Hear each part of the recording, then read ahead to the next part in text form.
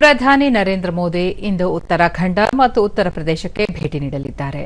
ಬೆಳಗ್ಗೆ ಪ್ರಧಾನಿ ದೆಹಲಿ ಡೆಹ್ರಾಡೂನ್ ಆರ್ಥಿಕ ಕಾರಿಡಾರ್ನ ಎಲಿವೇಟೆಡ್ ವಿಭಾಗದಲ್ಲಿ ವನ್ಯಜೀವಿ ಕಾರಿಡಾರ್ನ ಪರಿಶೀಲನೆಯನ್ನು ಕೈಗೊಳ್ಳಲು ಉತ್ತರ ಪ್ರದೇಶದ ಸಹರಾನ್ಪುರಕ್ಕೆ ಭೇಟಿ ನೀಡಲಿದ್ದಾರೆ. ನಂತರ ಡೆಹ್ರಾಡೂನ್ ಬಳಿಯ ಜೈಮಾದಾತ್ ಕಾಳಿ ದೇವಾಲಯದಲ್ಲಿ ದರ್ಶನ ಮತ್ತು ಪೂಜೆಯನ್ನು ನೆರವೇರಿಸಲಿದ್ದಾರೆ.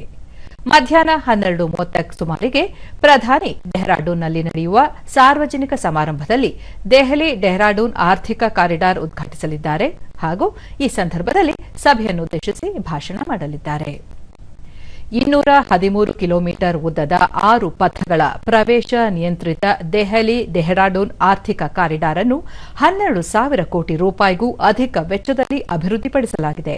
ಈ ಕಾರಿಡಾರ್ ದೆಹಲಿ, ಉತ್ತರ ಪ್ರದೇಶ ಮತ್ತು ಉತ್ತರಾಖಂಡ ರಾಜ್ಯಗಳ ಮೂಲಕ ಹಾದು ಹೋಗುತ್ತದೆ ಹಾಗೂ ಇದರಿಂದ ದೆಹಲಿ ಡೆಹ್ರಾಡೂನ್ ನಡುವಿನ ಪ್ರಯಾಣದ ಸಮಯ ಸದ್ಯ ಇರುವ 6 ಗಂಟೆಯಿಂದ ಸುಮಾರು 2.5 ಗಂಟೆಗೆ ಇಳಿಕೆಯಾಗಲಿದೆ.